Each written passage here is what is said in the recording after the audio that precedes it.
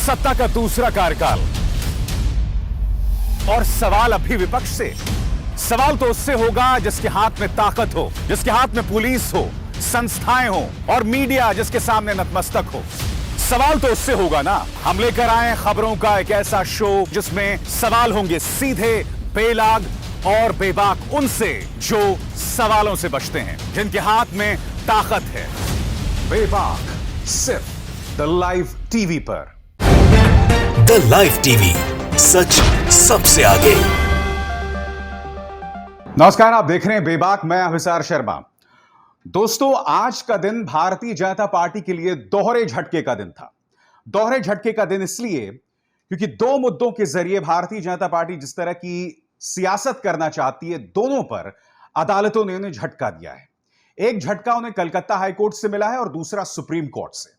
एक एक करके मैं आपको बतलाना चाहूंगा। सुप्रीम कोर्ट ने कावड़ यात्रा पर न सिर्फ मुख्यमंत्री आदित्यनाथ की सरकार बल्कि मोदी सरकार को भी नोटिस जारी किया है। और उसी तरफ से कलकत्ता हाईकोर्ट के सामने नंदीग्राम में, जैसे कि आप जानते हैं, शुभेंदु अधिकारी और ममता बनर्जी में मुकाबला हुआ था। वहां पर भी मैं आपको बताना चाहता हूं, कलकत्ता हाईकोर्ट ने शुभेंदु अधिकारी को नोटिस जारी किया है क्योंकि ममता बनर्जी यह दावा कर रही थी कि उन्हें जीतने के बावजूद हरा दिया गया था। वो अदालती फैसला और आज क्या घटनाक्रम रहा बाद में बताऊंगा, मगर सबसे पहले बतलाना चाहूंगा कि सुप्रीम कोर्ट ने सुओ मोटो कांवड़ यात्रा का मुद्दा उठाते हुए क्या कहा आपके स्क्रीन पर। जस्टिस नारिमन ने सॉलिसिटर जनरल तुषार मेहता से कहा, आज अखबार देखने पर हमें इस बात पर परेशानी हुई कि कोविड-19 संक्रमण के बीच उत्तर प्रदेश में कांवड़ यात्रा को जारी रखने का निर्णय लिया गया है। वहीं पड़ोसी राज्य उत्तराखंड ने इस वर्ष कांवड़ यात्रा की इजाजत देने से इनकार कर दिया है। हम उस सम्मानित राज्य की राय जानना चाहते हैं। लोगों को समझ में नहीं आ रहा है कि यह क्या हो रहा है। प्रधानमंत्री नरेंद्र मोदी द्वारा कोरोना की तीसरी लहर के बारे में आगाह करने के बावजूद ऐसा हो रहा है। और मैं आपको बता रहा हूं दोस्तों, भारतीय जनता पार्टी ने कोरोना को लेकर क्या मजाक बना दिया है। क्योंकि आप देख सकते हैं, एक तरफ योगी सरकार क्या कह रही है, यह खबर देखिए। उत्तर प्रदेश में कांवड़ यात्रा पर नहीं लगेगी बैन, सीएम योगी ने सुरक्षा देने की बात कही। दूसरी तरफ पुष्कर सिंह धामी, जो कि उत्तराखंड के मुख्यमंत्री हैं, उन्होंने बैन लगा दिया। आप देख सकते हैं लाइव हिंदुस्तान की खबर आपके स्क्रीन पर। और क्या कहा पुष्कर सिंह धामी ने, वो मैं आपको पढ़ के सुनाना चाहता हूं। उत्तराखंड के मुख्यमंत्री पुष्कर सिंह धामी ने कहा है कि कांवड़ यात्रा लाखों लोगों की आस्था की बात है, मगर श्रद्धालुओं की जान को खतरे में नहीं डाला जा सकता। उन्होंने कहा कि कोरोना संक्रमण के बीच कांवड़ यात्रा के कारण लोगों को अपनी जान गंवानी पड़े, इसे तो भगवान भी पसंद नहीं करेंगे। धामी ने कहा कि सरकार पहले ही कांवड़ यात्रा पर रोक का निर्णय ले चुकी है। आज मैं सवाल पूछना चाहता हूं प्रधानमंत्री नरेंद्र मोदी से, भाजपा से, ऐसा कैसे हो सकता है? अगर इन दोनों राज्यों में दो अलग अलग पार्टियों की सरकार होती तो बात समझ आती। पुष्कर सिंह धामी ने रोक लगा दी है, मुख्यमंत्री योगी आदित्यनाथ ने नहीं कहा नहीं हम तो यात्रा को जारी रखेंगे, और उन्होंने इस बात पर कोई बयान नहीं दिया है कि आखिर जो हमारे वो शिव भक्त, हमारे सम्मानित शिव भक्त जब उस कांवड़ यात्रा को निकालेंगे तो कोरोना को लेकर जो प्रोटोकॉल्स है उसका अनुसरण कैसे होगा। यही सवाल तो सुप्रीम कोर्ट उठा रहा है। और सबसे बड़ी बात, इस मुद्दे पर प्रधानमंत्री नरेंद्र मोदी की खामोशी। प्रधानमंत्री अभी कुछ ही दिनों में इन तस्वीरों में, जैसा कि आप देख सकते हैं, नैनीताल में, मनाली में लोगों का हुजूम था। बिल्कुल प्रधानमंत्री, आपने इन तस्वीरों पर चिंता जताई थी और आपने कहा था कि ये तस्वीरें बताती हैं कि आने वाले दिनों में कोरोना की तीसरी लहर आ सकती है और हमें सतर्क रहना चाहिए। मगर क्या आपने मुख्यमंत्री आदित्यनाथ को कोई नसीहत दी?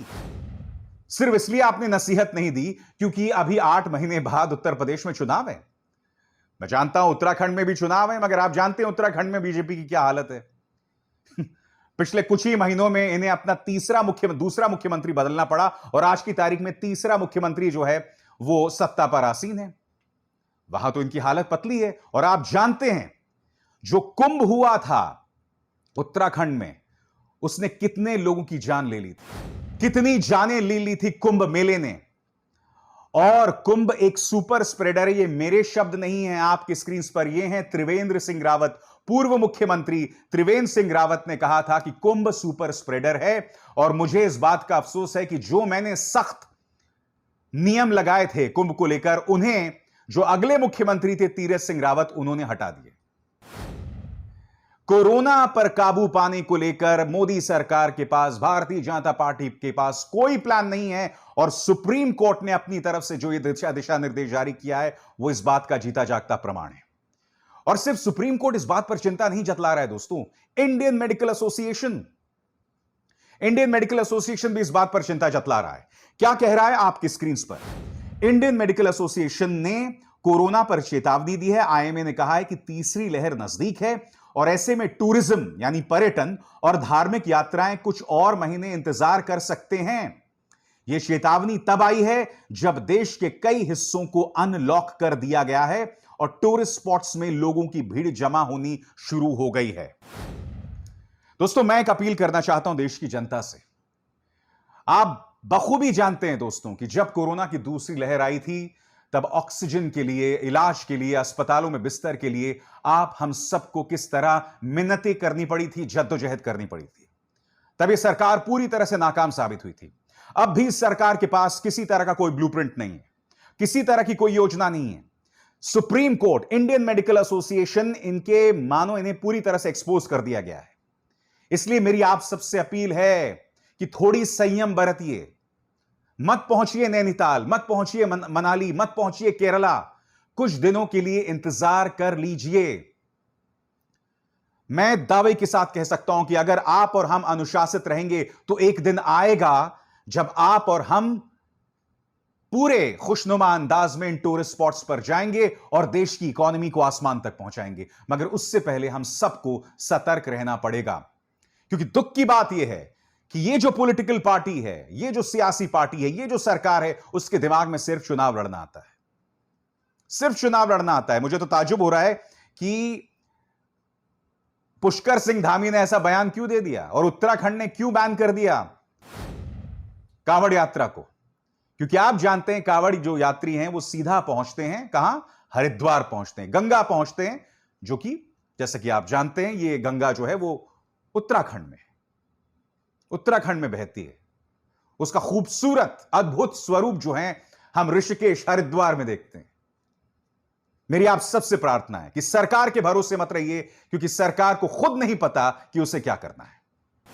और दूसरी बड़ी खबर दोस्तों आपकी स्क्रीन पर जो मैं आपको दिखला रहा हूं, नंदीग्राम चुनाव नतीजे, ममता बनर्जी की याचिका पर शुभेंदु अधिकारी को हाईकोर्ट ने जारी किया नोटिस, इलेक्शन कमीशन को भी दिए ये निर्देश। यानी कि खेला खत्म नहीं हुआ है दोस्तों।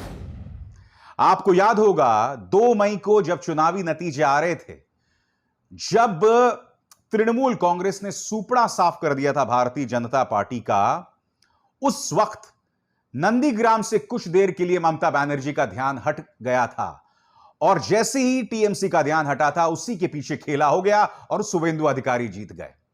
ममता बनर्जी उस हार को नहीं भूली और फिर वो पहुंच गई कलकत्ता हाईकोर्ट।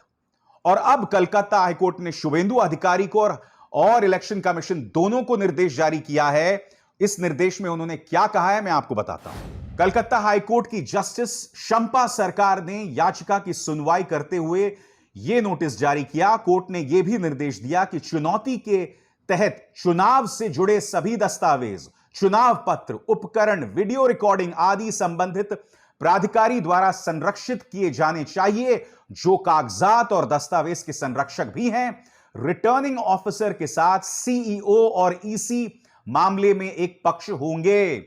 उनसे कहा गया है कि नंदीग्राम से जुड़ी जो तमाम जानकारी है वो आपको सुरक्षित रखनी पड़ेगी, वो आपको पूरे रिकॉर्डिंग रखनी पड़ेगी, ईवीएम्स, उसे सुरक्षित रखना पड़ेगा। दोस्तों, आज ये मुद्दा क्यों गंभीर हो गया मैं आपको बतलाता हूं। यह मुद्दा इसलिए गंभीर हो गया है क्योंकि आपको याद होगा बिहार के चुनाव में भी कई ऐसी सीटें थी, कम से कम 10 सीटें ऐसी थी जहां अंतर बहुत कम था और कई जगहों पर जो प्रत्याशी थे उन्होंने आरोप लगाया था आरजेडी के या कांग्रेस के कि हम तो जीत गए थे और फिर आखिरी मौके पर कुछ खेल हो गया और उसके बाद हमें हारा हुआ बता दिया गया। कई ऐसी सीटों में यह मामला सामने उभर कर आया था। तेजस्वी यादव इस खेल को समझ नहीं पाए थे और नतीजा आपके सामने है। नीतीश कुमार जीत गए और कोई बहुत ज्यादा अंतर नहीं था सीटों का। और यह ना भूलें, तेजस्वी यादव की आरजेडी नंबर 1 पार्टी थी। उसने बीजेपी को भी पीछे छोड़ दिया था। उसने नीतीश कुमार की पार्टी जेडीयू को भी पीछे छोड़ दिया था। तो जब तेजस्वी यादव ओवरऑल हार गए तो कई लोगों को यह बात हजम नहीं हुई थी। मगर तेजस्वी यादव को जिस तरह से उन तमाम सीटों पर चुनौती देनी चाहिए थी, उन्होंने दी नहीं। उन्हें किसी ने मशवरा दिया नहीं। मगर ममता बनर्जी खाटी राजनीतिक खिलाड़ी हैं, वो हारने वालों में से नहीं है, इसलिए वो लगातार चुनौती दे रही हैं। क्योंकि आप नहीं भूलेंगे या आप नहीं भूले होंगे 2 मई को क्या हुआ था।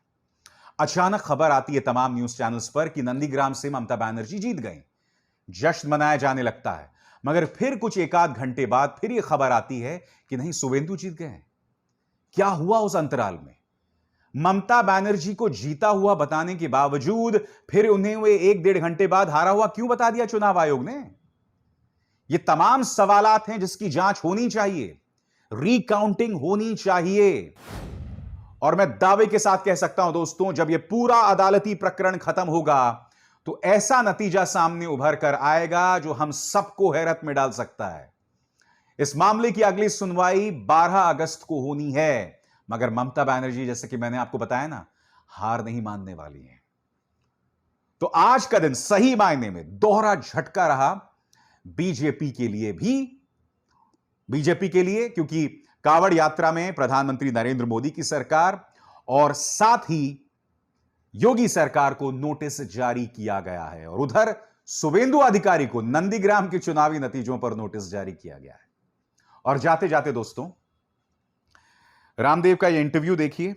ये इंटरव्यू उन्होंने न्यूज 18 यानी कि अंबानी के न्यूज चैनल को दिया, और इन्होंने फिर एक वाहियात बयान दिया है। फिर एक वाहियात बयान दिया, और ये बयान क्या है मैं आपको बताता हूं। इसमें ये कह रहे हैं कि 90% लोग जो बचकर आए कोरोना से, उन्होंने या तो कोरोनिल खाई थी या उन्होंने योग किया था।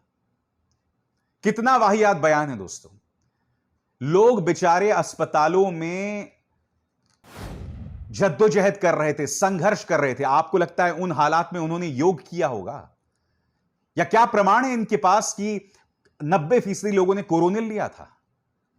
बार बार यह शख्स हमारे डॉक्टर्स, हमारी दवाइयों, हमारे मेडिकल एसोसिएशंस की तौहीन क्यों करता है? क्यों रामदेव, क्यों? क्या वजह है? वाकई मुझे ताज्जुब होता है, क्योंकि प्रधानमंत्री नरेंद्र मोदी अपनी तरफ से यह बात कह चुके हैं, बार बार कह चुके हैं कि कोरोना को लेकर भ्रामक बयान ना दें, इसके इलाज को लेकर भ्रामक बयान ना दें। मगर यह आदमी हमारे डॉक्टर्स की तौहीन कर चुका है, झूठे बयान दे चुका है कि 10,000 डॉक्टर्स वैक्सीन लेने के बावजूद मर गए। यह भी कह चुका है कि मैं वैक्सीन नहीं लूंगा। यह डॉक्टर्स का मजाक उड़ा चुका है। याद है उनका वो बयान, टर टर टर। शर्मिंदगी की तमाम हदों को पार कर दिया है रामदेव ने। मैं उम्मीद करता हूं कि कभी इन पर कार्रवाई होगी। बेबाक में बस इतना ही। अभिसार शर्मा को दीजिए इजाजत। नमस्कार। द लाइव टीवी, सच सबसे आगे।